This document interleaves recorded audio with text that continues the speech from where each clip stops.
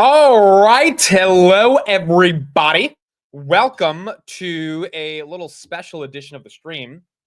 We did not have a market open today. We had the inauguration, which we had to do 3 separate times on 3 different streams because of all of the copyright stuff that happened today. And then finally, like 2 hours ago, they took down the final stream that we ended up doing because some copyright claim got issued or whatever. So we didn't have a real market open today, but we do have futures that are live right now, and we have the Robinhood overnight 24-hour market starting in about 20 minutes.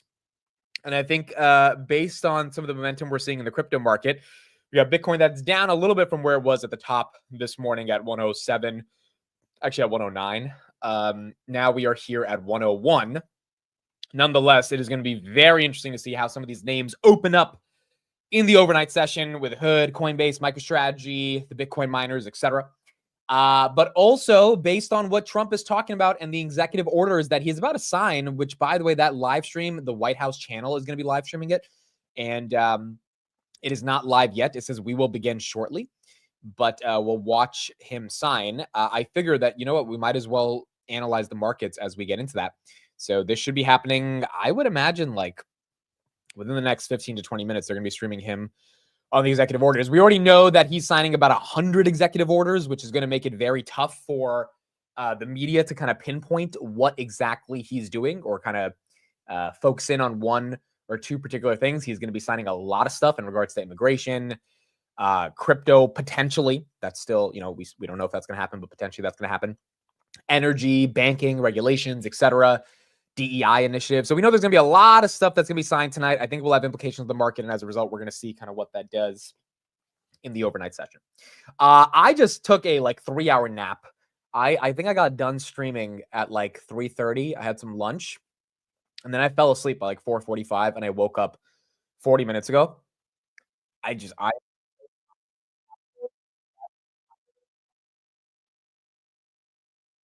ready to go. Oh, here we go. All right. Thank you, everybody, for being here. We're going to look at stocks in 20 minutes. This is Trump doing some executive orders and some signings today. Here we go. Okay. And how many people are on this? I think this order will apply to approximately 1,500 people. So this is January 6th. These are the hostages. Wow. Approximately 1,500 for a pardon. Yes. Full pardon. Full pardon for January 6th. Full pardon. We have about 6 commutations in there where we're doing further research. Nice to see you again.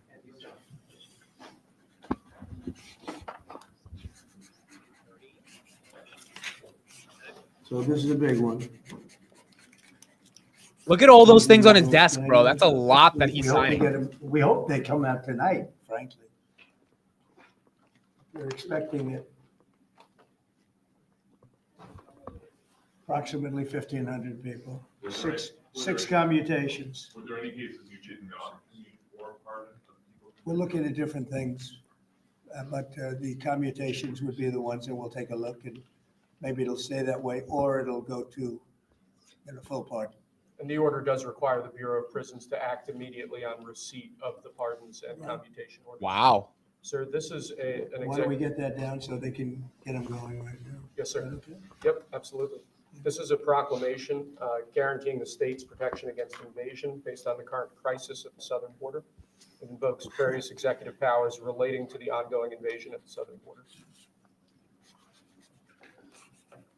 Those are a lot of orders at the Oval Office where Trump is back at. After this, we have the inauguration ball tonight. Those are not going to be blocked by the courts. I don't think they will. I don't think they can be. They're very straight up. Why don't you take that and go over here? Can you get him over here? Not on the side angle. Do you mind? Just go right over here with your friends. Okay? Sir, this is an executive order realigning the United States refugee admission program to better align with American principles and American interests.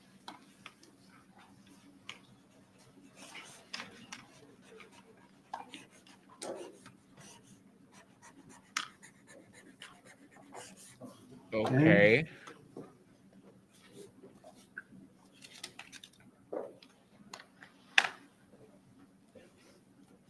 Thank you, sir. This next executive order is about protecting America from foreign terrorists and other national security and public safety threats. Again, crisis at the border, but it goes beyond that. And it implicates other executive powers as well. All right, so that's the border. That's the immigration one. I'm waiting for the Bitcoin one. By the way, futures are bright green right now. President Trump, if cartels are now going to be seen as foreign terror organizations, would you think about ordering U.S. Special Forces into Mexico to take them out? Could happen. Stranger things have happened. I guess they have some media in there asking That questions. was actually That Maduro would accept Venezuelans. Say it. How will you make sure that Maduro will accept Venezuelans? Well, we're going to see on Venezuela. We're looking at Venezuela very strongly. It's a country I know very well for a lot of reasons, and it's well, it was a great country 20 years ago, and now it's a mess. Right? Sir, can we expect ICE raids starting tomorrow in major cities? What does that mean? Can we expect ICE raids in major cities? I don't want to say when, but it's going to happen. uh, Has to happen, or we're not going to have a country left. this is actually an executive order designating the cartels and other organizations to be foreign terrorist organizations. It's a big one. Yes, sir. Yeah, People have wanted to do this for years. small cap futures are up pretty big right now as well. There's terrorist organizations, foreign, and Mexico probably doesn't want that. But we have to do what's right. They're killing our people.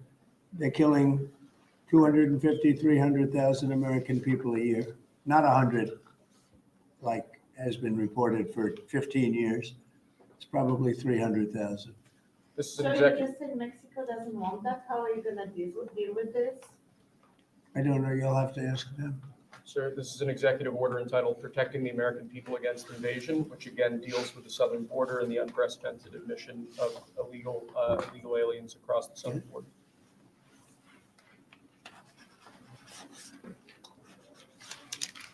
What do you see the biggest national security threat to the U.S., Mr. President?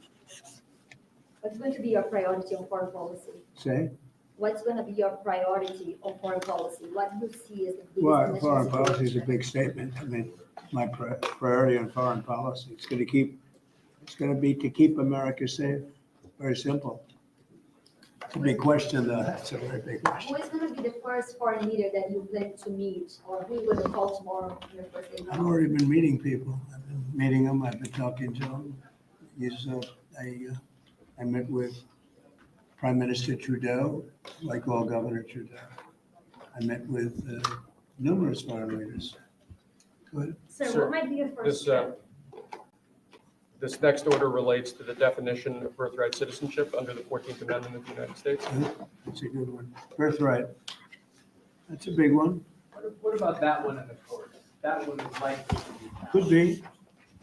So birthright means if you're born in America, you aren't naturally a citizen, I believe is the argument here. There's nuance to this, but that's what he's doing for the immigrants. That does this with birthright, as you know. And it's just absolutely ridiculous, but, we'll see. We have very good ground. Sir, this- People have wanted to do this for decades. Sir, this is a proclamation declaring a national emergency at the southern border of the United States. Okay, so that's That's a the big one. A emergency. lot of big ones, huh? You know what that means, right? President Trump, did President Biden leave you a letter? He may have. Right? Don't they leave it on the desk? I don't know. Oh, What's in there? thank you, Peter. It could have been years before we got this. Wow. Wow. Thank you. Can you say on the outside? Maybe we should all read it together. Let's read it. Well, maybe I'll read it first and then make that That determination. sounds great. Peter, thank you very much. I may not have seen this for months. Happy to help with the passing of the torch.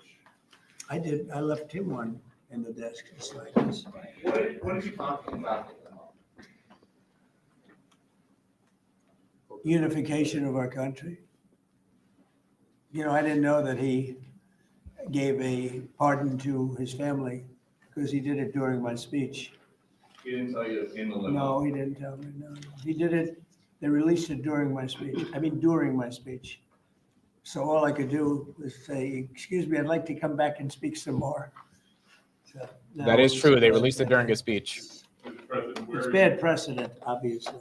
where are you thinking on tariffs on Mexico, given these actions you're signing on the border? Well, we're thinking in terms of 25% on Mexico and Canada because they're allowing vast numbers of people. Canada's a very bad abuser also. Vast numbers of people to come in and fentanyl to come in. When do you think you would enact those? I think February 1st. Are you planning on giving notice of that? I think we'll do it February 1st 25% on both, sir, Sir, on each. on each, yes. this is an executive order taking a large number of executive actions to secure our southern border. Okay. Okay, there's a lot of border stuff here. I'm assuming energy is going to be up soon. President Trump, we remember 4 years ago, Barack Obama had told you that the top threat to the country was going to be North Korea. Did Joe Biden tell you what he thinks the top threat to the country is? No, no. Why not? I think we have a lot of them. Right now, I think we have a lot. I think North Korea turned out to be good. I was very friendly with him. He liked me. I liked him. We got along very well. They thought that was a tremendous threat. Now, he is a nuclear power. But we got along. I think he'll be happy to see him coming back. And I think he has tremendous condo capability. He's got a lot of. Future just went red. Going Wow. to work with countries from Slightly South red America right to here. Coordinate on immigration. About who? What just happened? This is an executive order. Sorry, sir. I'm fine with legal immigration. I like it. We need The people. VIX just went up. And I'm absolutely fine with it. We want to have it. We need it because we're going to have a lot of companies coming in to avoid tariffs. You know, if you don't want tariffs, all you have to do is build your plant in the US. So we're going to have a lot of Yeah, it was workers the coming in. tariffs. It was the tariffs. Dude, the We have to have market legal- hates this tariff idea so much. Do you have a date in mind for when you want to put in on the China tariffs? that you talked Which about? one? 60%? You're talking about which? Say it again. The China tariffs. the Oh, broad China? tariffs. Well, as you know, I put on large tariffs on China and they've really been forced to leave them. And if we didn't leave them, you wouldn't have one steel mill that's open in this country because they were dumping massive amounts of Dude, steel. these We're tariffs, taking the in market doesn't like. hundreds of billions of dollars from China because they were unable to terminate the tariffs I put on China because it was too much money and the budgets didn't work and other reasons too. No, I mean, we're going to have meetings and calls with President Xi. I spoke to President Xi last week, as you know. Did you know that? I had a very good phone call. But did you start with NATO at this moment? Are you planning to leave your NATO alliance? No, NATO has to pay more money. NATO has to pay 5%. We are, we're in the Ukraine war by $200 billion more than NATO. It's ridiculous because it affects them a lot more. We have an ocean in between. And we've spent $200 billion more on Ukraine than NATO has spent. And they've got to equalize. Did you talk How to big is Xi Russia? about Overnight markets in 7 minutes, guys. I'm going to mute the stream and then I'm going to be reading the stock prices at 8 p.m. once it's open. Russia and Ukraine to talk? That's good. That's fine. I'm ready. When are you going That's to talk with the Brazilian How did president? Brazil get involved? This is a new one. When are you going to talk to Lula? Are you from Brazil? From Brazil. Ah, When are you that's talking? why they're involved, I guess. When are you going to talk with the Brazilian president? How do you see our relationship with Latin America and Brazil? Great, should be good. They need us much more than we need them. We don't need them, they need us. Everybody needs us. Mr. President, it sounds like you will not proceed with additional China tariffs necessarily, depending on how talks go with President Xi. Is that correct? What is that? Define that. Well, we are asking, you pledged in the campaign potentially 10% tariff on China or as much as Because of 60%. fentanyl. Right, so I'm asking where. That's where only your because thoughts of are now. fentanyl. There are other things too. Are additional. And a China very tariffs- big thing is the Panama Canal. China controls the Panama Canal. What's that all about? They're not supposed to be good. When Jimmy Carter gave it, which was a terrible mistake, he didn't do it. He didn't give it to China. He gave it to Panama. And China controls the Panama Canal. So are China tariffs And we're not still going to on the allow table? that to happen. Are they still on the table or is that? We're not going to allow that to happen. Thank you, sir. What can we expect of the countries in NATO that spend the least amount of money, like Spain, France, below the 5%? Spain is very low. And yet, aren't they a BRICS nation?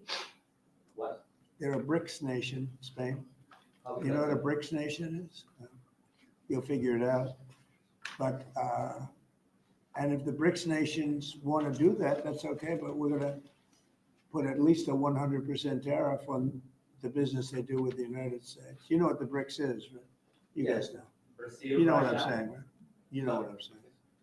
But Spain is not This in is the an BRICS. So This- it's not even a threat. In fact, since I made that statement, Biden said, well, they have us over a barrel. I said, no, we have them over a barrel. And there's no way they're going to be able to do that. This is an So they are executive order risking relating to 100% tariffs, those countries, like Spain. As a BRICS nation, yes. But how They'll is have it a that 100% tariff if they so much as even think about doing what they thought, Can you explain how it's? which, and therefore they'll give it up immediately. So will China give it up. So this is about reforming the system of hiring in the federal government to ensure that merit is the lodestar of hiring Oh, decisions. as opposed per to the Supreme Court. Other matters. Yes, sir.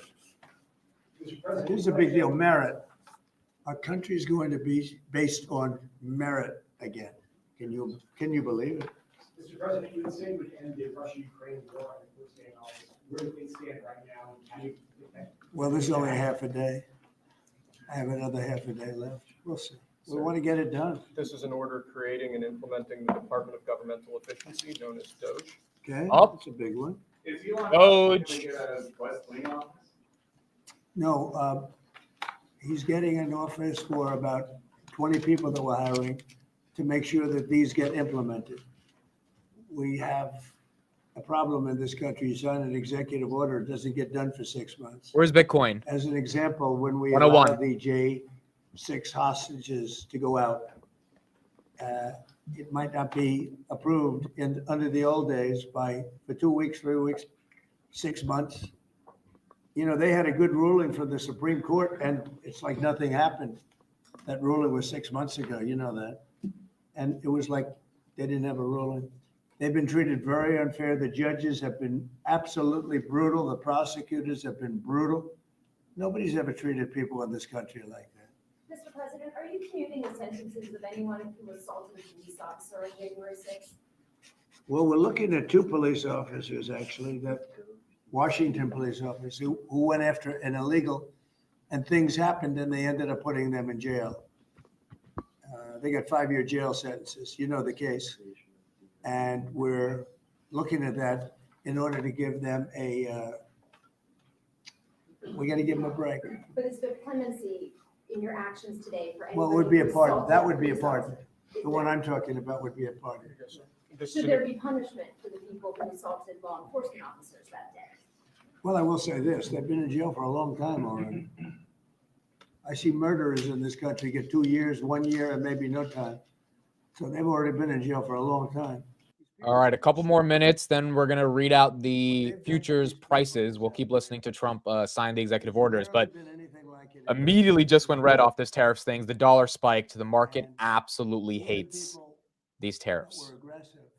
And in many cases, I believe they happen to be outside agitators, but you know, what do I know, right? But I think they were outside agitators. There were outside agitators involved. And obviously the FBI was involved because Ray admitted the FBI was involved. Didn't he say 23 people indirectly or directly were involved? And it was then 26. That's a lot of people. Now we have, we got to take care of these people have been treated so badly. It's never happened before. What happened in Seattle where they took over a big portion of the city? What happened in Portland where they burn down the city every day and people die? Nothing happened to anybody. But they go after these people violently. I mean, they're still going after brand new people. They found somebody else with a picture. There's never been anything like this. And you know, it's almost 100%. Think of this, almost 100% of the people are convicted. 100%. It's Washington, D.C. people go into a trial and they say, oh, I have a wonderful lawyer and I didn't do anything wrong. And they end up in shackles almost immediately and jail. No, we're not gonna let it happen. How about Greenland? We have some interest in buying it, but is there any other? Dude, I wish they didn't let the media in. I wish he could just sign the things. Like, I don't know why he's taking questions here. He's being distracted from like a trillion documents he needs to sign. But nonetheless, that's what's happening right now. All right, we got about a minute. Let me see what these prices look like in about 30 seconds. Along, I think, it's costing them a lot of money to maintain it, to keep it. The people of Greenland are not happy with Denmark. All right, 8 p.m. He's talking Greenland. I'm going to mute him for like 2 minutes. Then I just want to read out all the tickers, and then we will get back to whatever Trump is saying. Robinhood, 48.75. We are up 1.25% as we open up the overnight markets. I might as well just show Webull at this point if we're looking at this. Bitcoin 101. We've got Meta is down a little bit overnight. HIMS is up 0.5% overnight. Nvidia is flat overnight. Nubank up 0.26% overnight. Palantir is up 0.67% overnight. Coinbase, wow, down 1.79% overnight. Tempest, Nancy Pelosi's buying this one. That's up 0.5%. Marathon's up 1%. S&P's down 0.5%. That's because of what Trump just said about tariffs. SMCI is up 0.5%. Fortinet's up 1.76%. Schlumberger's up 1%. Robinhood now up 1.89%. $49.06 on Hood, 1.89%. SoFi is up 2.42%. Wow, 1690 on SoFi. 1690 on SoFi. DJT is going crazy. What's DJT? 6%. All right, so DJT is up. The Trump meme coin is still down like 30% today, but DJT is up. Wells Fargo's up a little bit overnight. Neo is flat overnight. Amazon's down a little bit, basically flat. Snapchat's up a little bit. TLT's actually up a little bit. The expectations are the 10-year is going to come down. IWM's down 0.5% overnight. Morgan Stanley down 1.36%. Target's down 0.5%. Red Cat's down 0.33%. XLE is up 0.24%. That's the energy ETF. Truist is flat overnight. Bitcoin again, 101. I'm surprised Coinbase is not getting a bigger bid. MicroStrategy is down 5% overnight. Huh. Wow. After all this crypto commotion we had this weekend, you would think crypto would get some love. Nope. Coinbase as well, down 3%. Ironically, Marathon is up 1%. Well, no, Marathon's doesn't trade overnight. At least I'm not seeing it on Webull. Riot overnight. Riot is down 1.42%. The only proxy for Bitcoin that's up is Hoodie, 1.66% overnight on Hood. So Hood now $49, 1.7%. Apple's down 0.71%. S&P's down 0.27. That one is up a little bit from being down 0.5. SoFi again up 1.82. Tessie is doing nice, 1.76%. Elon spoke at the rally today. He was very, very excited. Bitcoin at least holding 100, even though it's down from 109. Semiconductor names, let's take a look at those. All of those are green overnight except AMD and Nvidia. They're down each a third. Intel's up. Wow, Intel up another 5% overnight. Holy guacamole. That thing was up 8%. It was up 12% on Friday, 3% after hours, 9% during the day. It looks like there is a bidder, or at least the market thinks there's a bidder for Intel on the acquisition rumors. Dell is up 0.24%. ASML's up 0.33%. And then Nvidia's down 0.33%. Again, on the Mag 7, all of them are down except Tessie. Amazon's up a little bit, but Tessie is up 2%. Okay, we'll go back to Trump, and then we'll take a look at more of these tickers. We would have a joint venture with the people from TikTok. We'll see what happens. I mean, that's one of many ideas I've The heard. CEO partially did he say that he's open to that idea? Who? The CEO of TikTok is around. Oh, I think he'd probably like it because he's got nothing. They really have nothing. It's passed in Congress. It gives the president the right to make a deal or to close it. And we have 90 days to make that decision. But I could see making a deal where the U.S. gets 50% of TikTok, polices it a little bit or a lot, depends on them. But remember, they make telephones in China. They make all sorts of things in China. Nobody ever complains about that. Here they're complaining about this. There's so many different products made in China, and nobody ever complained about it. The only one they complain about is TikTok. And TikTok is largely young people. I guess I have a warm spot for TikTok that I didn't have originally, but I went on TikTok and I won young people up by 36%, Peter. And Republicans typically don't do too well with young people, but it's a different Republican Party. Would the US government buy a portion of TikTok then, or how would it get that 50%? No, you take 50% of TikTok for the approval that TikTok can continue in business. And they'd have a great partner. The US would be their partner. But the US essentially would be paid for doing that half of the value of TikTok. Would there be a private sector owner as Could well in be, the US? could be a lot. Tell you what, every rich person has called me about TikTok You wanted to block TikTok. Why did you change your mind? because I got to use it. And remember, TikTok is largely about kids, young kids. If China's going to get information about young kids, I don't know. Are you What? To be honest, I think we have bigger problems than that. Wow. When you take a look at telephones that are made in China and all the other things that are made in China. So he's saying China can get info around young kids. It's not as big of a deal. TikTok That's what Trump's saying right now. is not their biggest problem. But there's big value in TikTok if it gets approved. If it doesn't get approved, there's no value. So if we create that value, why aren't we entitled to like half? So if you don't have any 90 days, will you shut them down? Does Biden ever do news conferences like this? How many news conferences, Peter, has he done like this? Like this? None. Zero. And it would be zero for the next infinity. For infinity, it would be zero. That was weird, guys. That was weird. He's deflecting now by talking about Biden, but that was weird. I mean, saying that a foreign adversary has access to our kids' minds and hearts via that algorithm is not a big deal. I mean, theoretically, you can make an argument that it's not a big deal, but just saying it like that, I don't know if that was the best thing to say. One, Marco Rubio. You said Marco. Yeah, I think he's great. I think Marco's doing a fantastic job. I think he's going to get a lot of votes. I think he's going to be at 90% or something. I'm hearing. I am not taking that out of context. He said kids' data with China is not as big of a deal compared to other issues. You can make an argument that that's true. It's just that soundbite and the way you say it, I don't think is the right way to go about it. There's a merit for the argument potentially. I don't know if a lot of people are going to love to hear that he's okay with China having access to kids' data. Changing power. Are you still committed with Maduro leaving power in Venezuela? Well, we're going to find out about that too, because we're going to probably stop buying oil from Venezuela. We don't need their oil.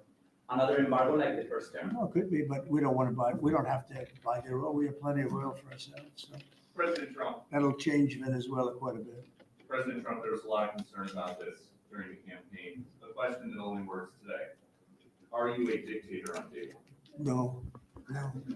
Yeah, that was a stupid question. I can't imagine even being called that. No, I believe in the sanctity of the vote.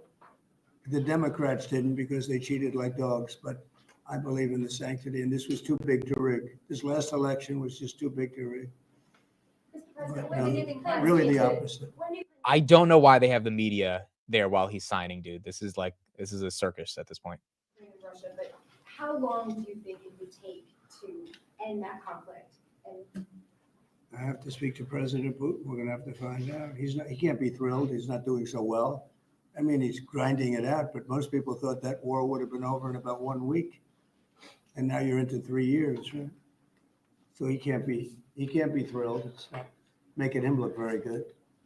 Now, eventually, I mean, it's a big machine, so things will happen, but I think he'd be very well off to end that war. We have numbers that almost 1 million Russian soldiers have been killed. About 700,000 Ukrainian soldiers are killed. Russia's bigger, they have more soldiers to lose, but that's no way to run a country. What did your TikTok order do, Mr. President? It just gave me the right to sell it or close it. Essentially with TikTok, I have the right to either sell it or close it. And we'll make that determination. And we may have to get an approval from China too. I'm not sure, but I'm sure they'll approve it. And if they don't approve it, it would be somewhat of a hostile act, I think. But it's good for China if it gets approved. Since you're not guaranteeing that TikTok will be around after 90 days from today. No, but it could very well be. It makes sense for it to be. because it's got tremendous value. But if we create the value by approving, in other words, that approval gives it tremendous value. If that's the case, then we should be entitled to 50% as a country. You understand? You haven't heard that one before, right? It's called a joint venture. And nobody ever thought that way. Over your partner. Well, I think you have a lot of people that would. There has been no executive orders on crypto, guys. Nothing yet. A lot of it's been TikTok border stuff, January 6th stuff, but nothing around crypto yet. One of the better feelings I've ever had. Do you like this town better now than in 2017? Well, we're very experienced now. You would say nobody's ever had experience like I have. I've dealt with some very good people. I've dealt with some very bad people, and I know who the bad ones are and the good ones are. Don't forget, I was very successful in primarily the real estate business. And people used to say, who's worse, a politician or a vicious real estate developer? And I'd always say, the real estate developer is far worse. But after about 3 months and getting to know scum like Adam Schiff and other people like that, I said, no, actually, real estate people are quite nice by comparison. You said you plan to speak with President Putin soon. What about President Zelensky and what's your message? Yeah, I would, but he's told me he wants to make a deal. Zelensky Zelensky wants to make a deal. What kind of I don't know if Putin does, he might not, I don't know. He should make a deal. Okay. I think he's destroying Russia by not making a deal. I think Russia's gonna be in big trouble. You take a look at their economy, you take a look at the inflation in Russia. So I would hope, I got along with him great, and, I would hope he wants to make a deal. Mr. President, are you keeping U.S. sanctions on Russia until he makes a deal? Well, sanctions or tariffs. I think the word tariff is much better because it keeps your dollar stronger. I think tariffs are more effective. Oh I my think sanctions gosh. on Iran was broke. He just said it keeps When the I dollar left office, stronger. Iran was broke. They had no money for. We needed to go the opposite. Oh my God. None. Oh They my were gosh. Flat broke. And October 7th would have never happened. And I think you all know that. It would have never happened. They had no money. The they're dollar just spiked. rich, but, they're weakened in a different way. I would say Oh my gosh. the one attack by Israel really set them back. It really set them back. The Pagers and others. The attack on air defense was a bad attack for Iran. What are you signing now? It's an executive order relating to reforms to the federal workforce, including to the senior executive service. We're getting rid of all of the cancer. I call it cancer, the cancer caused by the Biden administration. How confident are you, Mr. President, that you can keep the ceasefire in Gaza and conclude the truth deal? I'm not confident. That's not our war, it's their war, but I'm not confident. But I think they're very weakened on the other side. Do you support the two-state Gaza, boy, I looked at a picture of Gaza. Gaza is like a massive demolition site. That place it's really got to be rebuilt in a different way. Do you plan to help rebuilding Gaza? I might. Gaza is interesting. It's a phenomenal location on the sea. Yeah, I don't get why these questions are happening right here, dude. He has so many orders to sign. I'm really confused on that. Overall, markets are still red based on the tariff stuff. February 1st, he said he's implementing 25% tariffs on Mexico, and that's what really kind of ruined the rally we were having in the futures. I can't imagine you could have. Well, you certainly can't have the people that were there. Most of them are dead, by the way. Right? Most of them are dead, but they didn't exactly run it well. Run viciously and badly. So you can't have that. Mr. President, on TikTok, sir, do you pause any decision on Chinese tariffs until you know what the resolution on TikTok will be? Are those things No, connected if at all? China didn't approve it, we could put tariffs on China. Don't forget, China charges us tariffs and we charge them very little, except for what I did. I put a lot on. We took in hundreds of billions of dollars. But until I came along, China never paid 10 cents to this country. They ripped us off and they never paid anything. But like if we wanted to make a deal with TikTok and it was a good deal, and China wouldn't approve it, then I think ultimately they'd approve it because it would put tariffs on China. Maybe. I'm not saying I would, but you certainly could do that. And if we said, well, if you're not going to approve it, then that's a certain hostility, and we'll put tariffs of 25, 30, 40, 50%, even 100%. And if we did that, I think they'd approve it. President Trump, you've seen the other living presidents a couple times in the last few months. If you ever had to call on one of them for advice about anything that's going on, which one would you call? It's an interesting. Well, I thought Bill Clinton was a very good politician. I don't think he was used properly. I think they disrespected him. When Hillary was running, he came back and he said, you better get up to Michigan and Wisconsin. You remember that, Peter? Every house has a Trump sign on it. And they all laughed at him because the Republicans hadn't won Michigan and Wisconsin for decades, long time. And they all laughed at Bill Clinton. Like, the hell does he know? And he turned out to be right because I won both of them. And then we just won both in this election, too. We won Wisconsin and Michigan and every other swing state. We won all the swing states, all 7. They talked about 7 swing states. We won them all. So, but Bill Clinton he had a great political sense, I think. You looked like you were having a good conversation with President Obama at President. I was. And you'd like to know what it was? Yeah,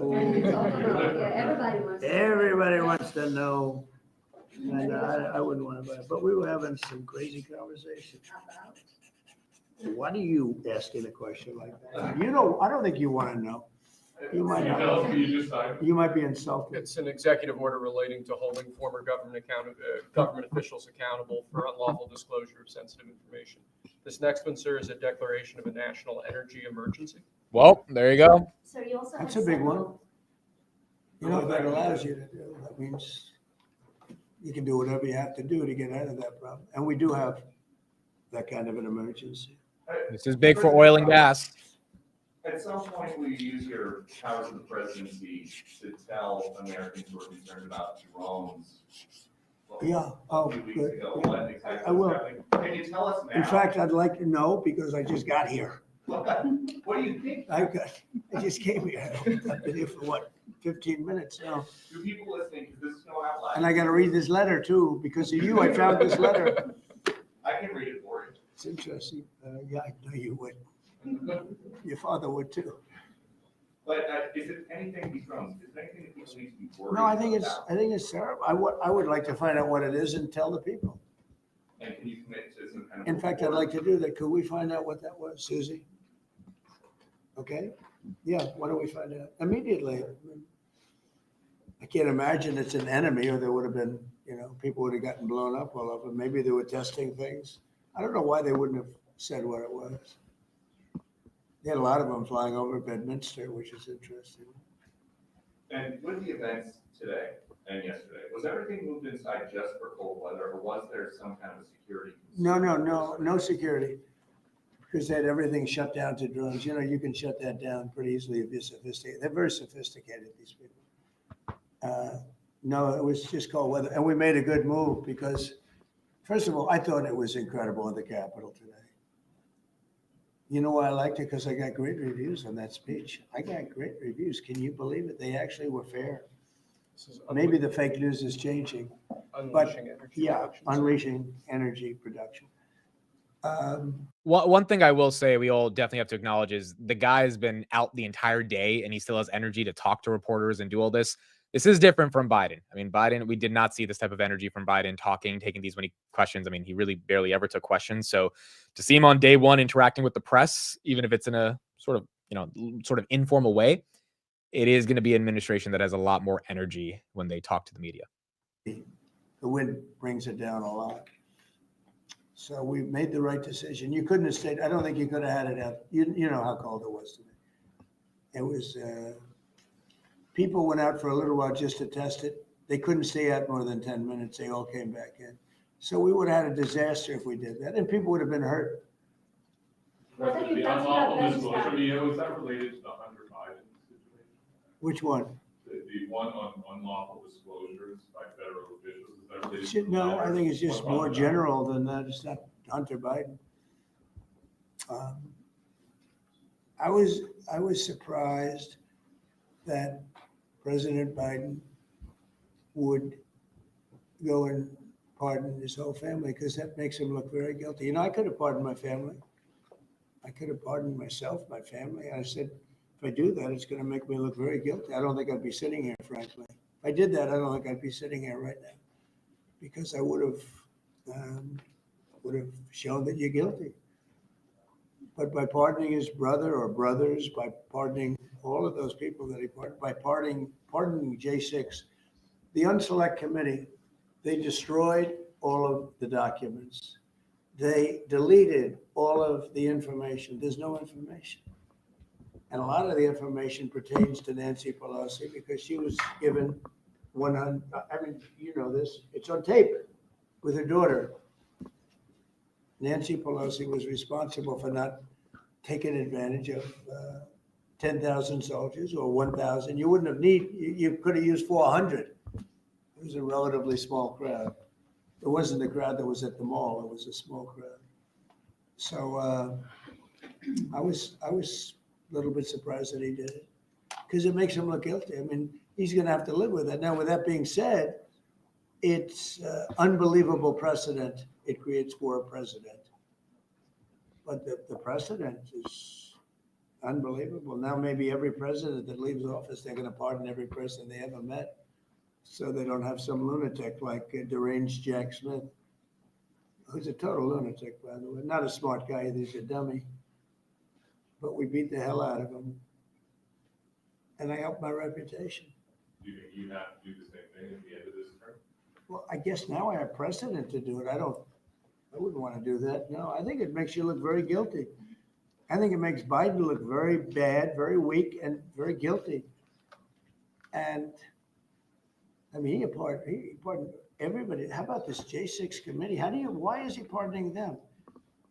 The reason is because if you delete and destroy documentation, everything, they have nothing, because they were guilty as hell. They rigged it. It was a rigged deal. And when you do that, they look very bad. But I was a little surprised he did it. Liz Cheney, I mean, she's a lunatic.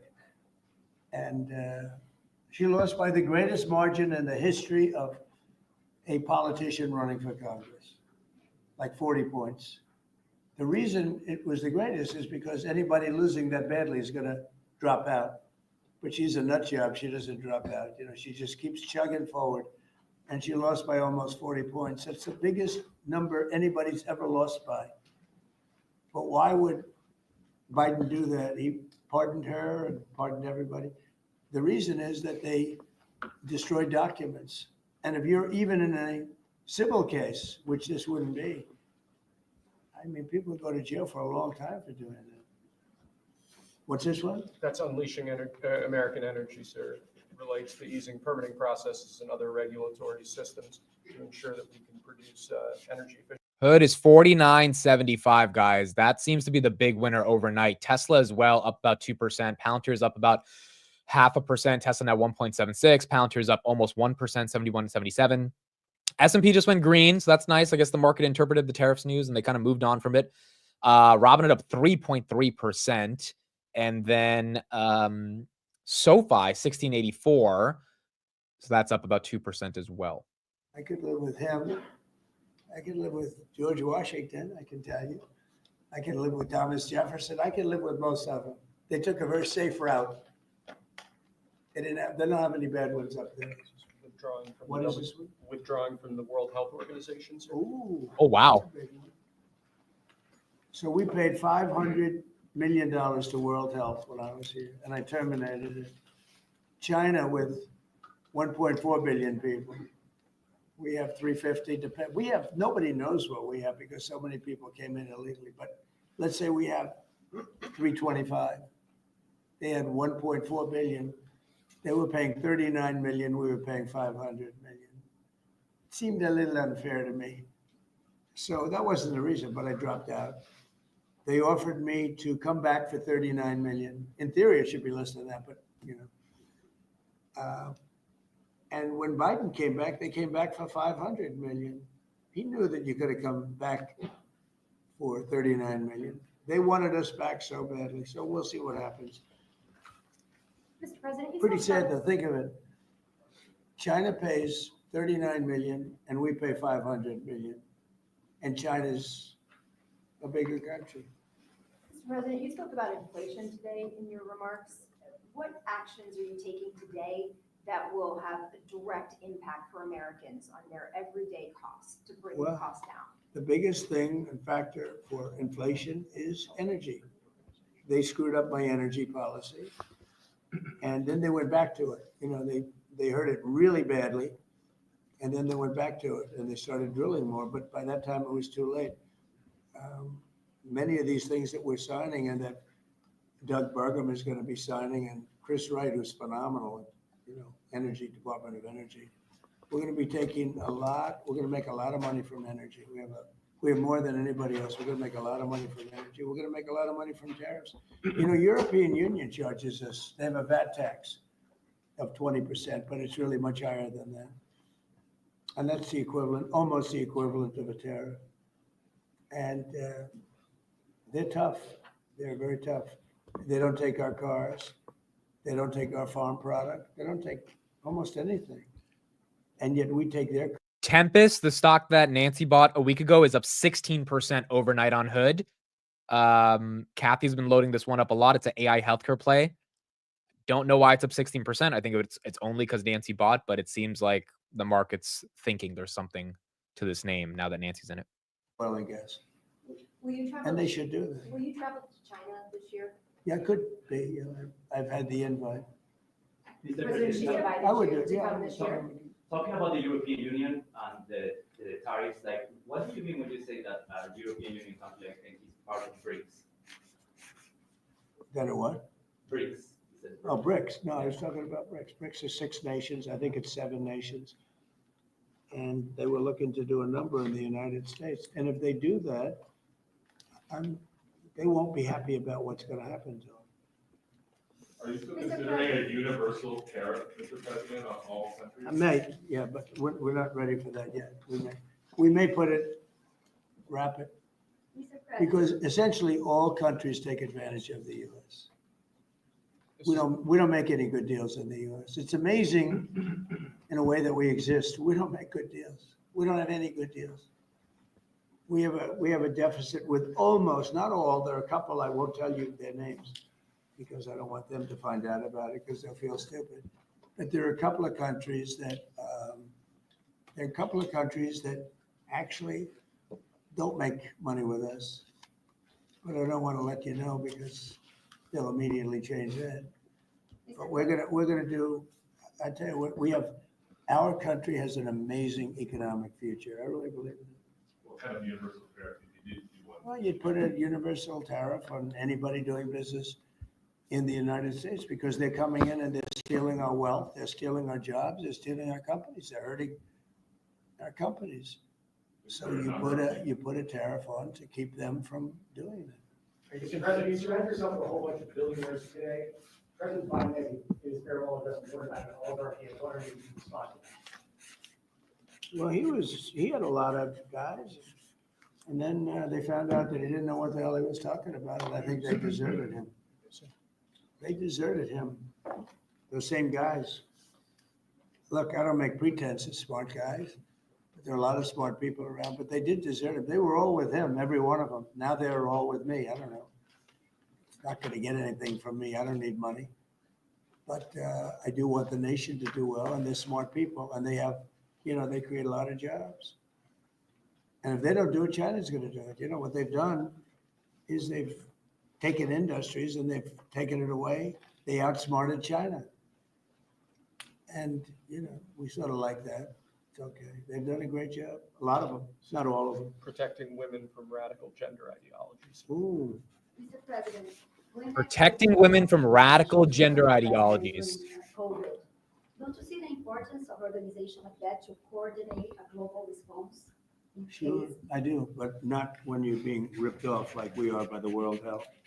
World Health ripped us off Everybody rips off the United States, and that's it. It's not going to happen anymore.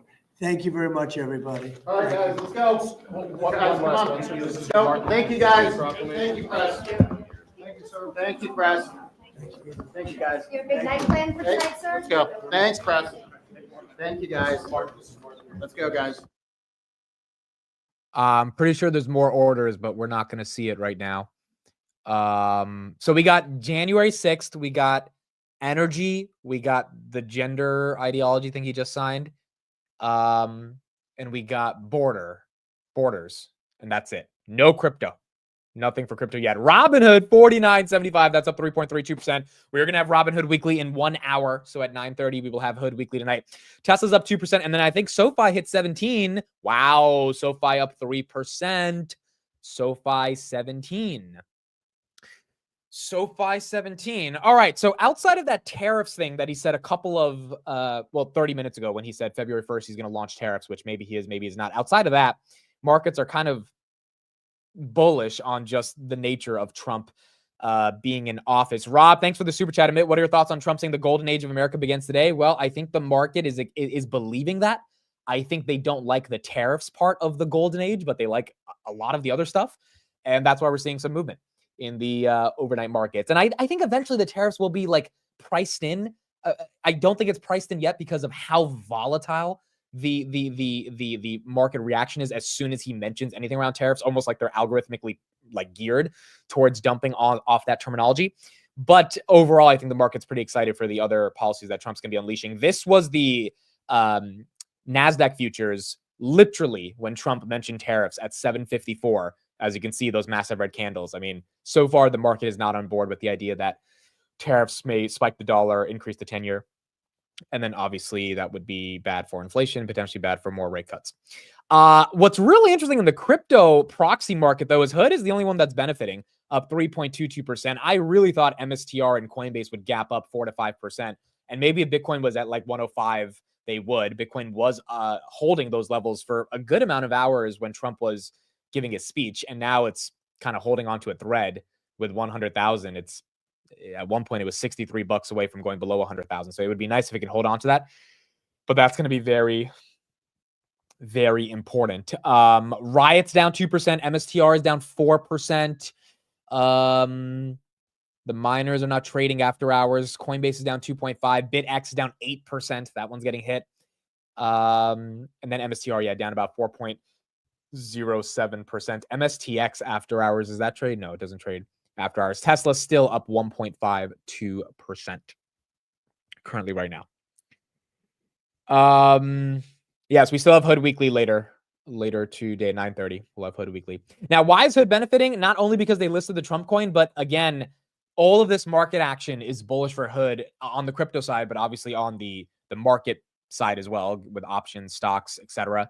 And I'm seriously thinking of buying more Hood tomorrow as well. We'll see what the price opens like. Maybe it dumps a little bit and we get a better price. Maybe it holds these levels. But if Robinhood can hold 47 to 49 tomorrow, which I'm not sure they will because it'll be the first day underneath the Trump administration, we're going to see if it's kind of a sell the news or how the market's interpreting a lot of stuff. But if they can, I think the earnings for Hood are going to be fantastic. And it looks like Q1 earnings will sustain the momentum. We'll talk about that more later tonight, which means Hood will still be cheap, given they'll be able to grow upwards of 30%, which is pretty incredible. SoFi as well. So SoFi is doing great. I am thinking as well of buying some SoFi shares right before earnings, kind of with the intention of, hey, if it tanks on earnings like it has tanked for the past 7 quarters, I'll just DCA and buy more, kind of not that big of a deal. But if this is the quarter that is finally the quarter where SoFi's trajectory on earnings changes, meaning the banks, the financials, the member growth, maybe the tech platform growth, the loan platform growth, everything is finally clicking, then the market should reward them just like they've rewarded every single bank that has reported earnings so far. If that doesn't happen, either it's a stupid dip and that's a viable dip, or that's a SoFi issue that we have to look into. But if not, I feel like it's time for SoFi to not tank 10% on earnings, which has happened literally for the past 7 quarters. So next week, that's going to be a big number for SoFi as well. Intel is up 5%. I guess those acquisition rumors are really getting the market excited. It was up 12% on Friday.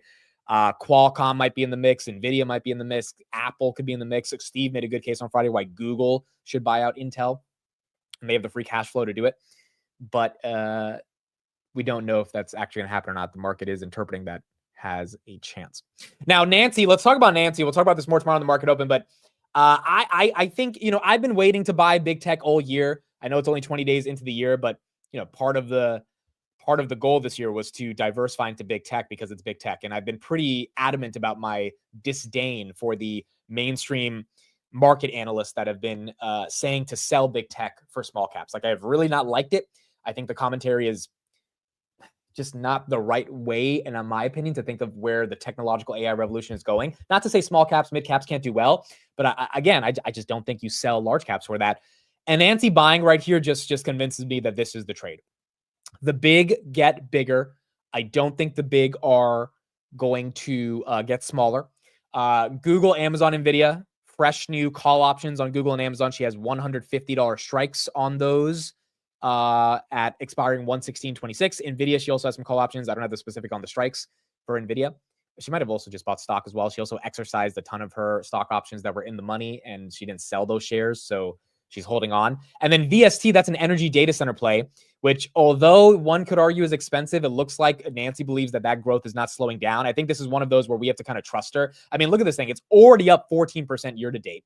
Over the past year, it's up 327%. Who would buy a stock that's up 327% over the past year?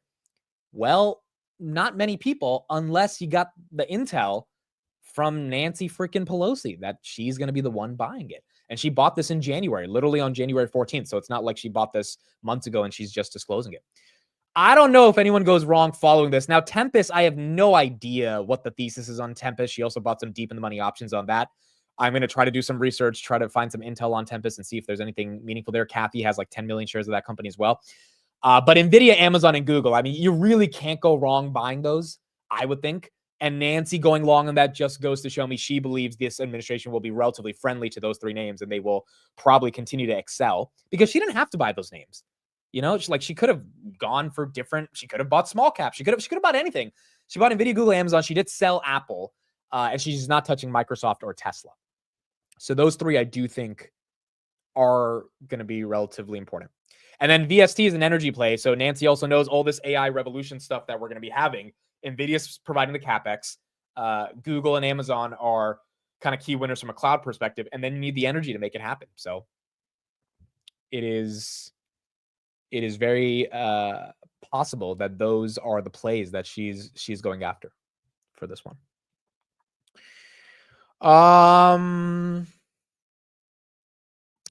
Rick says, I centralized my earnings from 2024 into NVIDIA. Don't see any competition anytime soon. Yeah, I agree. And, the only argument on NVIDIA as well, it's kind of cyclical. It's like, but that argument with all the stuff Jensen's been saying, it's like, how cyclical is it really? And realistically, everyone on the street has NVIDIA going to 180, 195. NVIDIA's at 140 right now. I mean, if you buy it at 140, it tanks to 130. All right, you get some more a year from now, 18 months from now. If it's at 180, if it's at 190, I don't think anyone's going to be upset. And if it's not at 180, 190 a year and a half from now, that means this whole AI revolution was fake. I think that's the biggest reason to buy NVIDIA. It's like, if it's not at those levels, then every AI stock is going to get hit, because theoretically there's just not that much demand for all these GPUs, which means we're not really on some massive revolution. It was like a 2-year party when it was supposed to be at least a 7 to 8 year party. If AI is really bigger than the internet. I mean, if AI is bigger than the freaking internet, you can't imagine NVIDIA, even if it is cyclical, ends the cycle this year. So yeah, I think it makes sense. And the Nancy buy kind of confirms it even further. And then Google and Amazon are just Google and Amazon. And, I think it makes sense for any portfolio to have those. Tesla right there up 1.5%. Robinhood up 2.8%, 49.50. Palantir up 1.3%. Trump talked a lot about defense in his speech as well. That could be very important for companies like Palantir and Anduril. And it doesn't look like the market necessarily is going to fade that defense thesis for, two public companies that are, I would say, the most innovative in defense contracting. Tempest is backed by Google. You know what? We're gonna look at some stats on Tempest right now because everyone's curious about this thing now. First of all, I want to see how many shares does ARK have of Tempest, because she's been buying this thing for about 15 months. And when it went public, she was one of the only really big money managers that loaded up on it.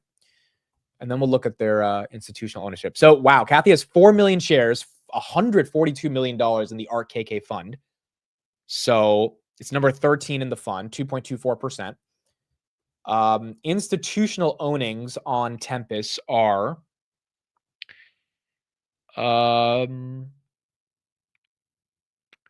well, how many shares are out there? Tempest has a float of 157 million shares. So institutional holdings are, if I do my math right, 26%. Looks like 26% on Tempest. 26%. And these are some of the funds that own this thing. Again, you can see ARK has a ton of it. The Genomics Fund has a ton of it. We're going to have to see any notable investors besides ARK, BlackRock, or Vanguard is in this thing. I got to see if Google, how many shares they own as well.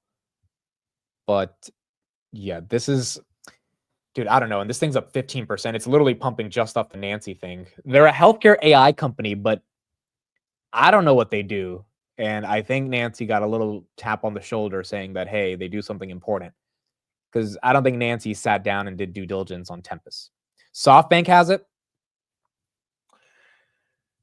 Well, see, I can't buy it blindly on Nancy because I still need to feel comfortable with knowing what it's about. NVIDIA, Google, Amazon, it's very easy to kind of just buy that because it's NVIDIA, Google, Amazon. But Tempest, I will not be buying it. Let me just say that right now. I don't know anything about it. I just can't blindly buy it. So I'm going to be doing as much DD as I can over the next couple of days. I'll share what I find with you guys. But will it pump based on the Nancy purchase? Yeah. And we're seeing it right now. We are definitely seeing it right now. June says they're in 60% of U.S. hospitals. All right. Well, I guess there's something there that we got to look at. Drug discovery is also something that I remember initially when they IPO'd, I was looking at. They were one of the only AI plays that was, uniquely focused on the idea of drug discovery via artificial intelligence, along with like just nursing and the ability for hospitals to run more efficiently. I never understood it fully because it was just a healthcare AI company standalone, right? And I see a lot of other companies that can implement healthcare AI features, but it seems like they're a lot more integrated in terms of the market they're going after. MicroStrategy is still down 4%. Bitcoin stock's not getting any love. Bitcoin got back to 101, which is nice. Not at 100.2 anymore, but not doing as well as it was in the morning. Tempest is still unprofitable. Yeah, I doubt the financials look amazing on this. I'm telling you, Nancy knows something about the company. She doesn't just buy some random healthcare AI stock because she thinks there's undervaluation there. Like she knows they're going to get some deal or they're going to make a breakthrough or something. Now, granted, it's a small position though. It's like 50,000. So it's not like a, $1 million position. It's not like her conviction is like massive with the amount of money she's putting behind it. So we need to keep that in context as well. The Trump meme coin, by the way, who bought the Trump meme coin over the weekend? Did anyone know who bought the Trump meme coin over the weekend? Or did any of you guys buy it? I'm curious. I tried to buy the Melania one as soon as I saw it launch, but the servers on Phantom got destroyed, so I couldn't buy it. Because I missed the Trump one, and then I saw Melania. I was like, screw it, bro. I'm throwing $100 into Melania, and that 100 would have become like 18,000. But I couldn't get my money into it. So I was like, you know what? Forget it. I hope no one's bag holding this, dude. I really hope no one's bag holding this. I still can't believe the president of the United States launched the shitcoin, but I'm also surprised no one in the media asked him about it, dude. No one today asked him, what about the meme coin you launched? So it was kind of weird the whole day. He never talked about it. Imagine he said it during his inauguration speech. He was like, and by the way, we launched a meme coin last night. Like that would be crazy, bro. That would be in the history books. That would be insane. AMD down a little bit overnight as well. Well, let me check. NVIDIA's up a little bit. AMD just went green, up 0.18%. AMD went green.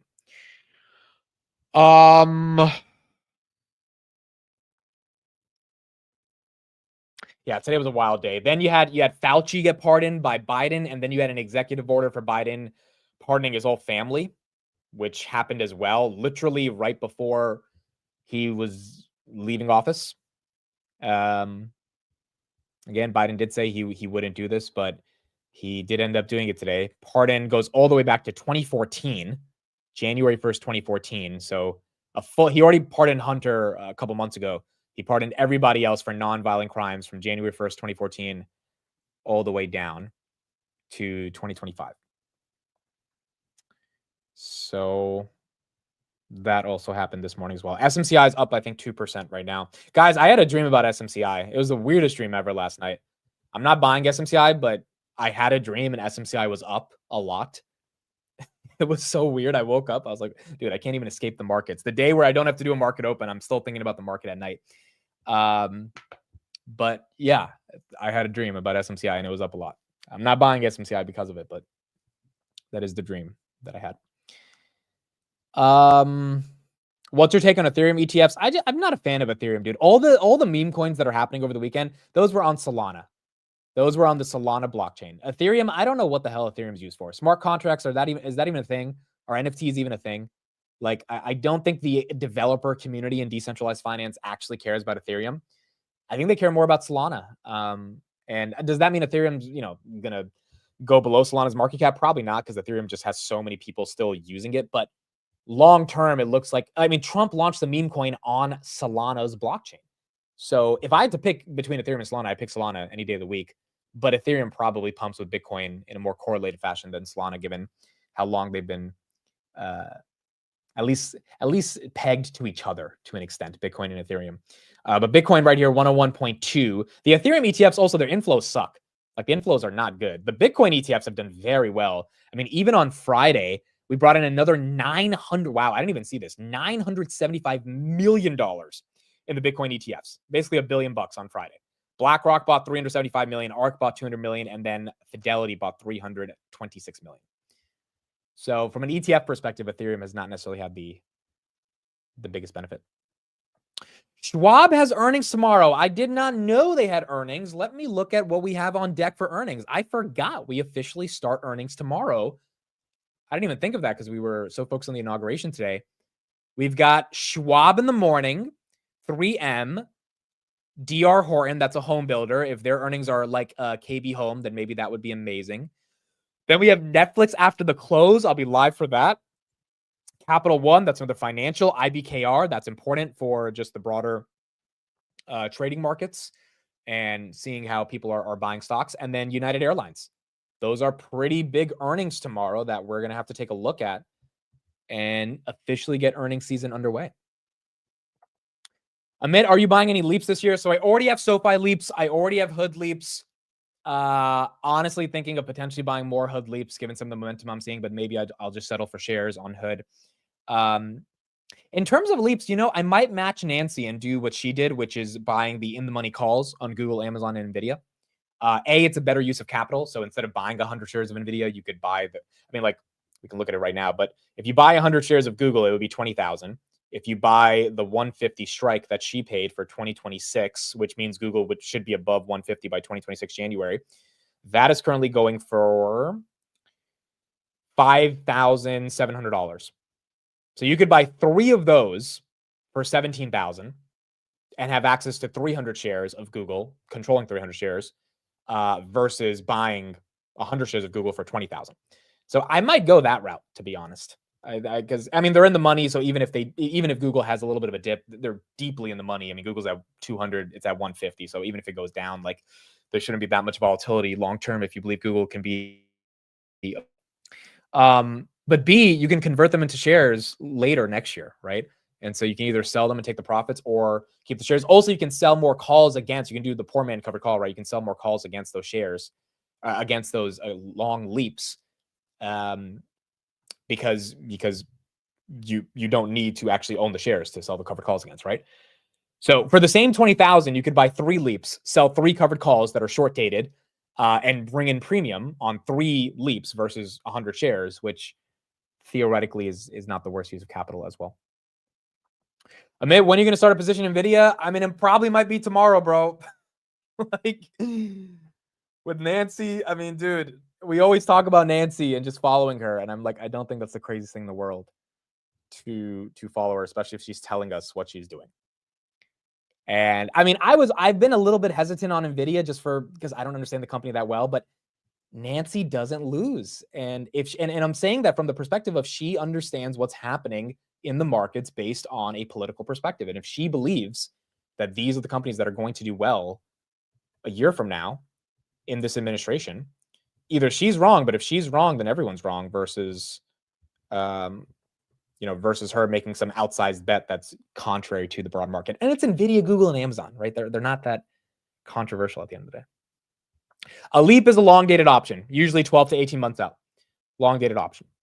So again, I'll talk about this more tomorrow in the market open. By the way, I'm doing a basic beginners to options video this Saturday. A lot of people that were at the meetup were asking for something like that as well. So we're going to do the most beginner friendly, like very simple to understand what are options video on Saturday. So I'll be live at 12 p.m. and we'll do like a 1-2 hour stream. And so we'll go even deeper into this stuff. But instead of buying 100 shares of Nvidia for 14,000, you could probably get a call option for like 5,000 or 6,000, still have access to those shares. That they appreciate in the same way, right? The call options, especially if they're deep in the money, based on how their deltas are correlated with the actual shares and the strike price, given they're deep in the money, they tend to appreciate it in the exact same way. So it's not that different. And then you can exercise them if you want at the end of their contract. We got Stanley Druckenmiller on CNBC. I haven't seen that yet. Let's see what he has to say, and then we'll keep going from there. When you spoke at a conference and said that you were shorting U.S. Treasuries, I think it was 10 to 15% of your portfolio at that time. You still shorting Treasuries based on what you're watching? I still have a short in Treasuries. I know a lot of people have been surprised by interest rates rising after the cut. Of course, we weren't, because I thought the Fed was making a mistake.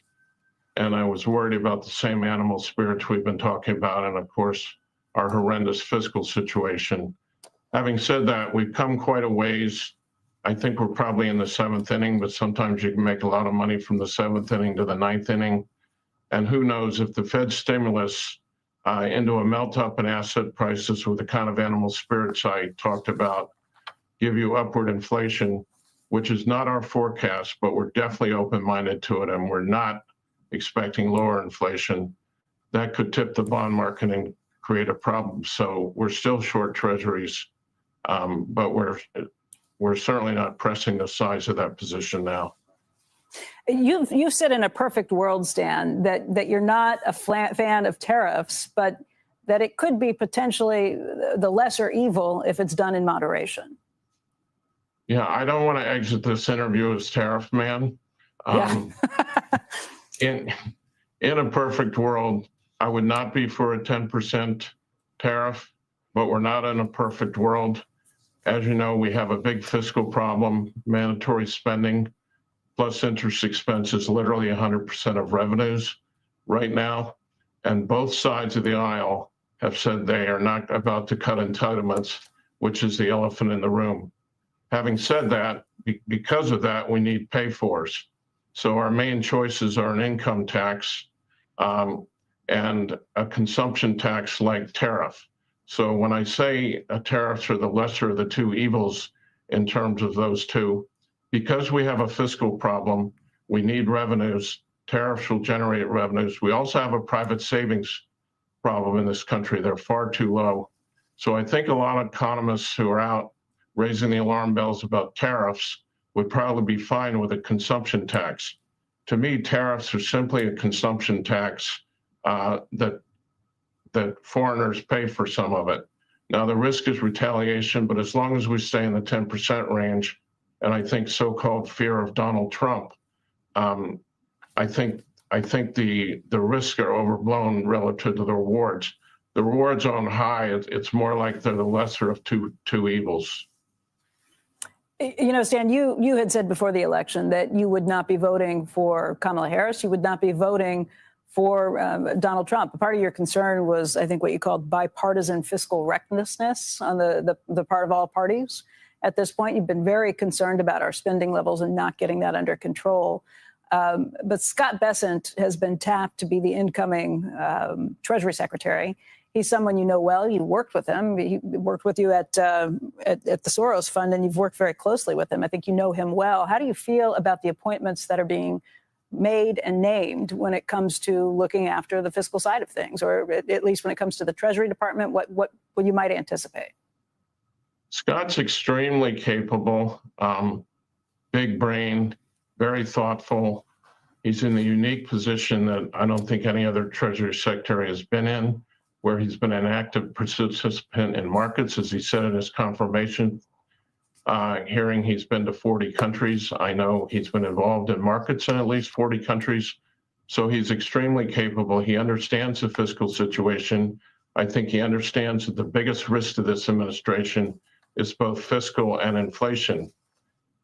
Having said that, he's not in charge. He's extremely persuasive. He had no problem persuading me many times when we worked together, but I just don't know how it's going to work out. This is a huge, huge problem he inherits. The deficit is currently at 6.7% of GDP. It's $1.9 trillion. The last time we were at full employment was 2017. It was 3.4% of GDP. We also have peace. So we have a president who in the campaign said he's going to not have taxes on tips, not have taxes on Social Security. So there's a lot of things going on. There's some hope on Doge. I've heard the optimistic assessments. I hope they're true. I'm too old and too cynical to really see a lot of that stuff happening. If they could cut 200 or 300 trillion out, that'd be great. If we could get, say, $1 trillion or more over the next 10 years out of tariffs, that would help. But we're just in a mess because interest expense is just a huge, huge growing elephant. And it's above defense spending.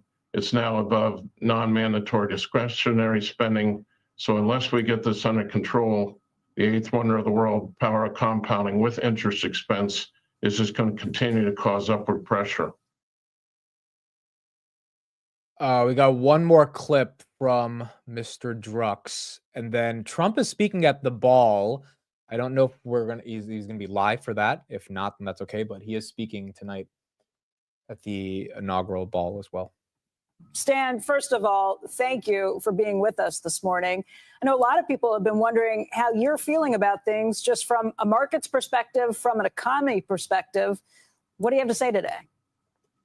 Good morning, Becky. Nice to see you. You too. The economy is very interesting. We're at a very low unemployment rate, 4% essentially. We got 3% GDP growth. And I've been doing this for 49 years, and we're probably going from the most anti-business administration to the opposite. So we do a lot of talking to CEOs and companies on the ground, and I'd say CEOs are somewhere between relieved and giddy. So we're a believer in animal spirits. Paul Ryan was on your show last week talking about a 32% increase in business confidence over the last 12 months. I think that's probably a record in terms of change. So the economy looks very, very strong, at least for the next 6 months, which is about as far out as one can see with any degree of confidence. In terms of the markets, I would say it's complicated. Despite what I just said about all the wonderful things about the economy, we have an earnings yield to bond yield, probably the most unattractive level, not probably the most unattractive level in 20 years. So you're going to have this push of a strong economy versus bond yields rising in response to that strong economy. And that kind of makes me not have a strong opinion one way or the other on the market. I will say this, in my business, every change creates change in security prices, and having this kind of radical change from one administration to the other, in addition to what's going on in the private sector with innovation, then you got deregulation from the government, disruption. I think there's going to be plenty of change and plenty for your viewers to do. I wouldn't worry about the market. I'd focus on individual stocks. So Stan seems relatively bullish on the broader economy, even if he's not bullish on the deficit, which is fair. I think no one really knows what's going to happen with this deficit, given we might have tariffs, we might not have tariffs. But the hope is that we turn the deficit into a surplus, or at least we reduce the deficit by just outgrowing it. And I think even if some people are skeptical on that, the Trump administration is probably the best shot we have of just completely outgrowing some of the issues that we're having right now. Nubank's actually up 3% overnight, which is great for Nubank. This thing's almost at $12. It was at $10.50 last week. That's not bad. Nvidia's up 0.5%. Intel is up 6%. Hoodie still 2.78. SoFi 2.4. SMCI 1.46. And then AMD up 0.2. Tesla as well, 1.71%. Currently, right now. What'd you guys say on the poll? 64% of you say green tomorrow. 36% say red tomorrow. Oh, man. We are going to see. We are going to see what's happening. Quantum doesn't trade overnight, to my understanding. I don't think it does. Does it? No, one of them does. IO and Q, that's up 0.5%.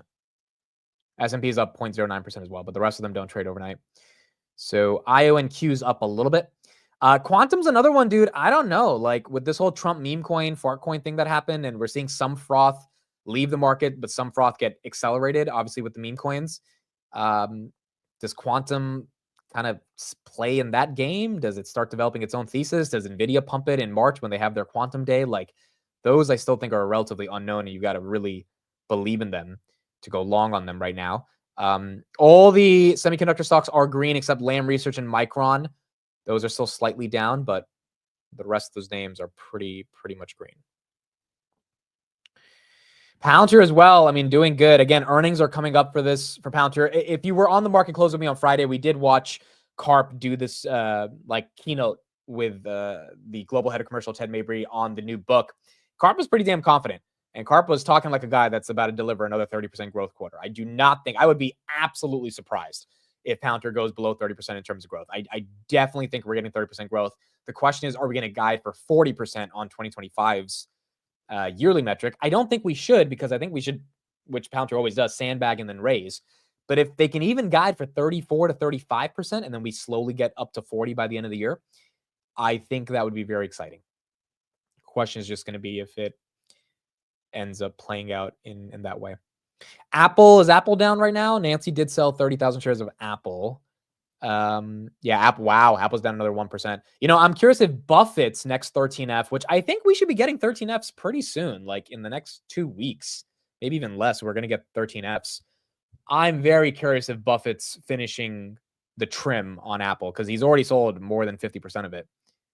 So at this point, he might end up just getting rid of it and reallocating. Now, Buffett still has $320 billion in cash. I know he's been deploying to Oxy a little bit and Sirius XM, but oil and gas, by the way, up about 1% after in the overnight markets. But in general, I think, is he right with $300 billion of cash on the side? Or is he going to say, you know what, maybe I got out of the market too early. I got to get right back in. And what would he put $300 billion into? What sectors? What industries? How would you put in $300 billion? Because you only have $300 billion if you're expecting a massive crash and then you go shopping. And it's like we just haven't had that crash. And given some of the catalysts that we're seeing, maybe we don't have that type of volatility to that extent as aggressively this year. Imagine he buys Bitcoin. Yes, that would be crazy. He's going to top blast Bitcoin. That would be pretty wild. Karp is not in DC today. I believe Karp is in Davos. I don't know for a fact. I know some of Palantir's the employees are at Davos. Karp goes to Davos every year though, so I'm pretty sure he's in Davos. I will see a video soon if he actually is in Davos. But usually around this time is when they go to the World Economic Forum. So I don't think he was in DC. Yeah, I don't expect Buffett to deploy all of that, but I mean, even if he starts deploying a couple billion, we would start to see money come off of his personal sidelines, which again, most people are expecting him to start deploying from that 300 billion when shit hits the fan. But if shit was going to hit the fan in January, I mean, we had 2 weeks where shit kind of hit the fan. If you assume down 5%, the S&P is hitting the fan. But we really, with CPI data, with Trump, with Bitcoin, with all the momentum we're seeing, and the 10-year coming down, the dollar getting a little bit of a break, unless Trump re-stokes fears of inflation, which tariffs potentially could do, I don't know if shit has to hit the fan anytime soon. And with Japan raising rates, which actually might be bullish to get the dollar to go down, you might get a little bit of relief there. I mean, there's a lot of macro catalysts, along with shelter falling off a cliff, automotive falling off a cliff. Like, if Buffett's waiting for a big crash, I wonder what his reasoning would be for that crash. Because you can't just cite valuation. Because given what Nancy's doing with Google, Nvidia, and Amazon, she doesn't think they're overvalued. She thinks they're going to keep growing. And they probably will, because their earnings should be phenomenal, at least way better than what a lot of the rotation to small caps people might be expecting. If not, they should be good enough to justify their current prices, at least at these levels. Which, at that point means large caps are not a horrible place to be in, which means maybe Buffett, who knows, maybe he buys another large cap. I mean, Apple was his big play, but I doubt he would buy any of the large caps at these levels. So we're going to have to see kind of how that ends up playing out. I don't think we get another yen carry trade on Thursday. The yen carry trade was a black swan event. We only get black swan events when they're literally black swans, right? When you don't expect them from happening. Everyone is priced in the yen carry trade now. Like if you're short the yen, there's an 80% chance that the Japan raises rates. So you don't short the yen going into Thursday, right? Or you at least get ready for that to happen. And also Japan's been wanting to raise for the past 3 months. They haven't done it. Bloomberg's reporting that they are really getting ready to raise. So I would be surprised if they don't raise, but if they are going to raise and everyone knows about it, then I mean, like, it's just hard to imagine there's some massive surprise when we already know that's going to be the case. What were your guys' thoughts on the inauguration today? What were your guys' thoughts on the inauguration? Like in general, what did you guys think of the speech, the atmosphere, the tech leaders? I mean, the memes. I know everyone's seen the Zucks meme, right? Like this thing is just the amount of memes on this thing. Obviously, you have Carrie Underwood killed it. I agree. Absolutely killed it. You got Zucks trying to justify to his wife. Honey, no, I wasn't looking. I wasn't looking at a certain area. I mean, that was just hilarious, bro. You got Elon right here. This was great. Barron is just chilling, and Elon super excited that the caption was investment banking MDs winning a new deal versus the analyst who knows he will not have a single weekend for the next 4 months. There's so many different captions you can put on that. But it was like a party, bro. It was like a legit party. Like with all the Zuckerberg stuff, it was seriously a party. Again, this photo I think is going to go viral for the next couple of years now. It's just like, it's insane. It is absolutely insane. I did like Trump's speech. I did think there was I've never heard something like it in an inauguration speech, but it was kind of like a campaign speech on steroids because he's already in. He doesn't need to campaign. Like he's talking about the stuff he's going to do. And then the question is just going to be how much of it they can get done. The Gulf of Mexico, Gulf of America thing was crazy. Hillary Clinton started laughing as soon as he said that. So like Biden and Kamala were pretty, I mean, they had a relatively straight face the whole time. They weren't really showing too much emotion, but Hillary was laughing when he said that. Yeah, this is the video right here when he laughs. Changing the name of the Gulf of Mexico to the Gulf of America, and we will restore the name of a great president, William McKinley, to Mount McKinley, where it should be and where it belongs.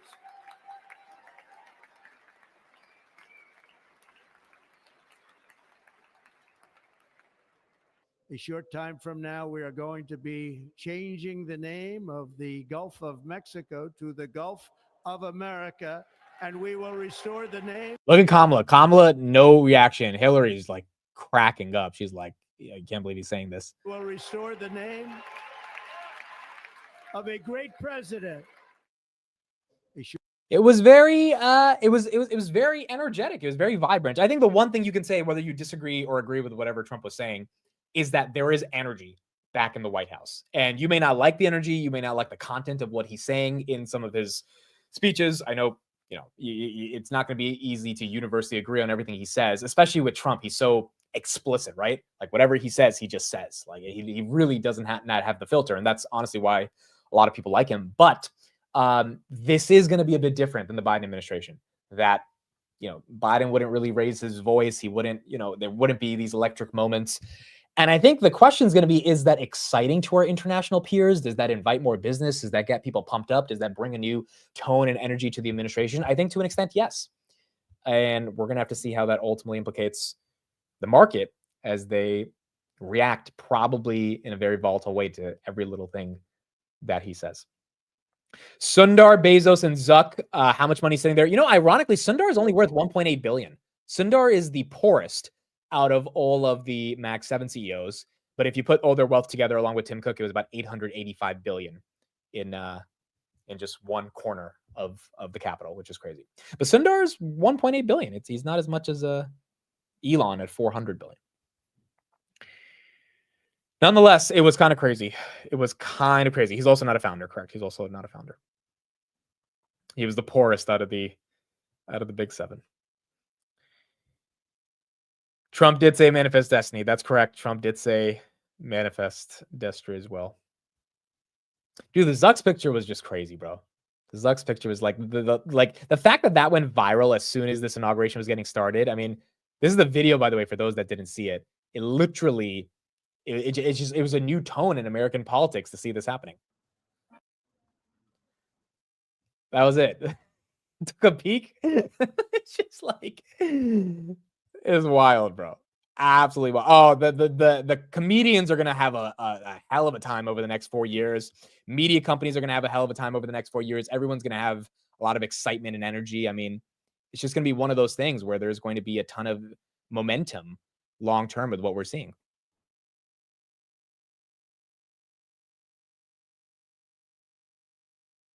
So I do think that there's going to be more of a media, I guess, focus on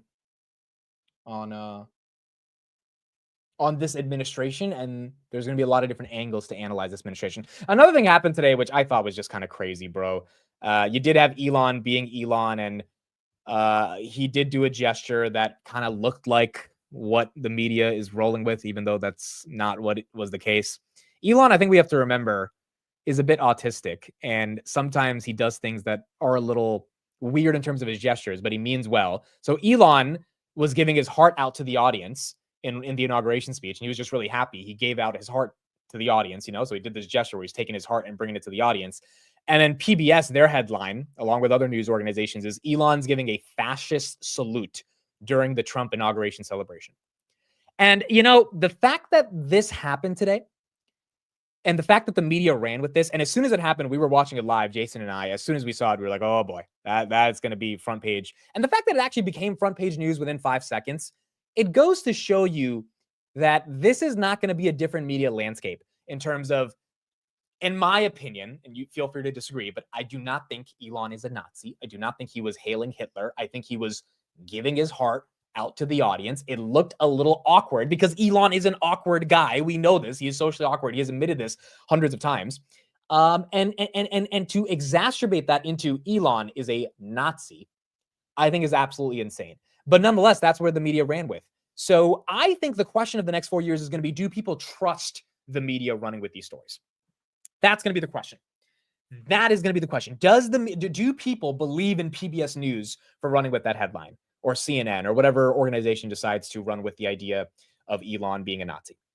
Because as soon as people stop watching those videos or stop buying into those narratives, I think you're going to get a lot more people just say, all right, so this is not the type of media content that we want to consume. And that will be a dramatic shift in media long term. This was what Elon did today earlier. And I just want to say thank you for making it happen. Thank you.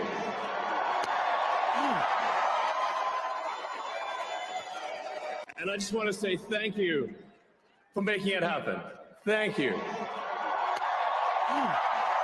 Again, Elon's filled with so much happiness about the fact that they can finally get to work and do stuff. Does it look a little awkward? Yeah, but in no world is he hailing Hitler. He is giving his heart out to everyone who made this happen, and he's excited for the next 4 years. And he said in that same speech that he's going to be working his ass off to try to build and do what he said he promised he would do with Doge. So it is really sad to see the media running with it, but I think the media is going to do what they need to do to get clicks. And the question is going to be, how much are people influenced by the same type of coverage that they had 4 years ago or 8 years ago, when Trump was president again. And so I guess we're going to see how that ends up playing out. I mean, again, you can feel free to disagree with me. I do not think Elon was a doing a Nazi salute at the, I just don't think that's what he was doing. You can disagree with me, but I don't think that was the case. And the point is the media is going to have a field day. The media is going to have an absolute field day over the next 4 years. But I think that's where platforms like X are going to be very important. The independent content creators, all that stuff is going to be very important as well. Robinhood 49.56, up about 3% in the overnight markets right now. Not too bad. Davis says, I only know about this because of X, not the media. That is fair. And I think there's been a lot of rebuking on X because people have, posted all this stuff on X. And I mean, this is the easiest rebuke. This is why I think Elon bought X in the first place. Take a look at this picture. This right here kind of shows you, not everyone is a Nazi. You got Obama, Clinton, Bush, Kamala doing kind of the same gesture. It's stuff like this where it's like, all right, how trustworthy is the media likely gonna be over the next 4 years with some of these headlines?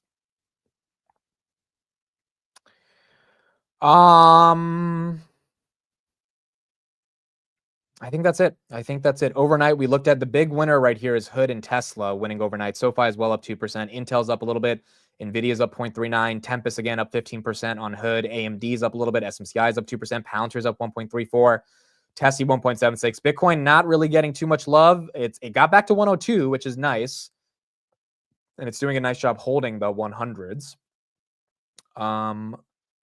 But some of the proxies not getting as much momentum on it. Hood up 2.93, Tessie 1.74, and then Palantir 1.31%.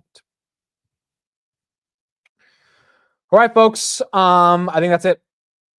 I think that is it. I'll be live in 15 minutes on Hood Weekly. So for those that care about Hood Weekly, we'll be back at 9:30. I'll be back on the market open tomorrow, 8:45. It'll be the first market open underneath the Trump administration. So it'll be a big deal. We'll see how this market opens up starting tomorrow, Tuesday. And we will now be in Trump's America. And officially tomorrow is when we really see, how the market is interpreting everything Trump is doing. Again, no crypto regulations or crypto executive orders today. So I imagine those are coming within the next at least week or two. I think we'll have more executive orders tomorrow. We'll get a full announcement of all the executive orders that are passed relatively soon. And then we have the confirmation hearings for his cabinet. And then that's it. First 100 days, that's going to be their best time from a political capital perspective to get something passed. Maybe it's an extension of tax cuts. Maybe it's stuff on immigration. Maybe it's tariffs. But these next 100 days are going to be where the market begins to interpret what they think about Trump. I think the biggest thing is going to be tech earnings, which start tomorrow as well. We got Netflix tomorrow. Can tech keep putting up the numbers? Because if they can, to be honest, whatever Trump does in the macro, although it will have an impact, it is not going to matter as much as Google, Amazon, Nvidia just putting up the raw numbers to show that they still are the most amazing companies in the world. And that is going to be what we look into over the next few weeks. All right, that is it. Thank you, everybody. Appreciate it. Spencer, thank you for saying I like your bricks. They are real. If you guys watched the video I did with Adam over the weekend, Adam said the bricks were real. So, again, it wasn't just a picture of him saying it's real. I took a video of him saying it's real, and he said it's real. So, it is what it is. We did have the meetup over the weekend, and I'll talk more about it tomorrow on the market open. I don't want to get too into it right now, but I did on the first stream I did today, which is still up on YouTube. They blocked the third stream. I talked about it for the first 20 minutes on how the meetup went. It was just it was really special. It was really, really special. Shout out to everyone who was there. We got really lucky by finding a lounge and a bar that gave us like 5 hours to just be in the back, and we didn't have to pay for it or anything. So I gave me a framework for how I'm going to conduct these meetups in the future and how we're going to sort of navigate it. But I think these meetups are just going to become giant community parties, to be honest. And the community parties are going to be whoever wants to show up and who cares about investing. And if this stream is the catalyst to get everyone together, and then we get to have actual in real life connections where we can see, talk, get drunk together, I think it's really cool. I think it's really, really cool. So it's going to be very fun. I'll talk more about it tomorrow, but was very humbled over the weekend. Did not expect the love and gratitude that everyone showed, but It was very, very special, and it went better than I could imagine. I had no idea what I was getting into on Saturday. I just sometimes you got to do that, right? Sometimes you just got to get into it. Like, even when I came home, my mom was like, "Where did you get this meetup idea from?" I was like, "I don't know. It just came to me one day, and I was like, let's just do it." And didn't really have a plan, but then you do it, and you get a case study of like, all right, what this looks like, and then it goes really well, and you're like, okay, this could actually be something that's like really special. And now every month we're gonna keep doing meetups, and I don't think it's gonna stop in 2025. I think like 2026, 2027, every single month we're just gonna have a meetup. I think that's what it's gonna be like. I think it'll be really cool. I enjoy it. And I think you guys will be able to connect as well in person. The one thing I will say is, my social battery was completely drained by the end of Saturday, because I didn't have a voice. Like, I don't have a voice every day anyway because of all this talking, but like, it was just nonstop talking and meeting new people, hearing about their life, their stories, their ideas, all this stuff. So it was fun. So on the days where you need to be extroverted, these meetups are the time to be extroverted. And to everyone's credit who showed up, pretty much everyone no one was shy. No one was in the corner. No one was like being awkward and not talking. I mean, pretty much everyone was just like engaging with everyone else. And I thought that was the coolest thing. Oh yeah, John, shout out to you. You were at the meetup as well. I remember because you showed me your American flag as the profile pic. That was the other cool thing, bro. Like, people were like, "Hey, this is my profile pic." I was like, "Oh, that's you!" Like, because I only see you guys through profile pics, not through, your actual names and like your real pictures. So it was just special because I got to show you guys this one thing. I'll show you that later. I'll show it tomorrow. But I got you guys got me some gifts, some memorabilia and stuff. Like, there's all these different little knickknacks you gave me. It was super special. Everyone got a little cowbell that I gave there as well. But I think the thing is, everyone was able to talk to other people because we all had mutual interests. Like, the whole point of meetups in real life are, do you have something you can talk about that is mutual and that creates the catalyst to then form a real relationship with a stranger? And whether it was selling puts, whether it was Palantir, whether it was Tesla, Nvidia, inflation, at one point we were having a 20-minute discussion on if you should have cash on the sidelines. I mean, it was just like, it was fun, bro. It was like dead ass really fun. And I didn't expect it to be that fun. I didn't expect it to be like that like vibey. Like, the vibes were just immaculate, bro. It was just like everyone was just like, everyone was just chilling. It was cool. And people were drinking. I'm sure the bars were happy because everyone was buying drinks.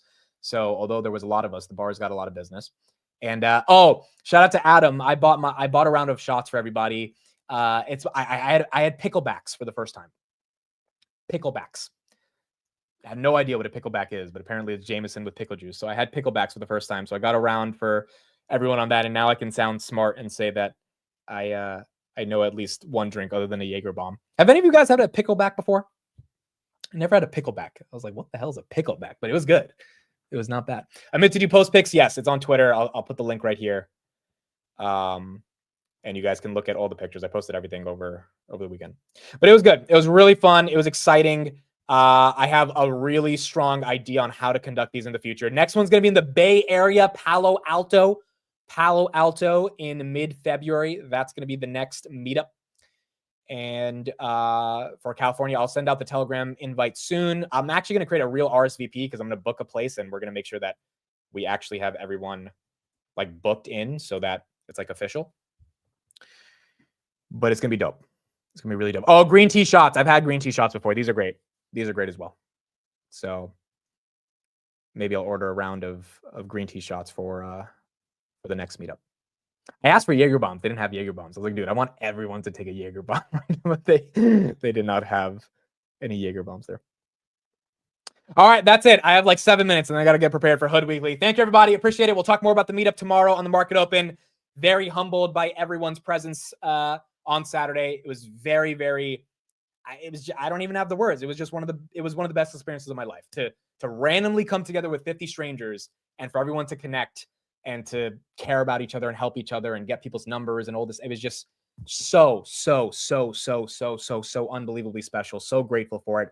I think we're going to be doing these meetups for the next, 5-10 years, every single month, different place, different location. And hopefully the stream is the catalyst for everyone to connect, but that catalyst can create some lifelong friendships and relationships. All right, that's it. Thank you, everybody. We'll be back at 9:30 for a Hood Weekly, and I'll see you guys. I'll see you guys tomorrow on the Market Open for those that I don't see tomorrow. Bye, everyone. Have a good one. Good night.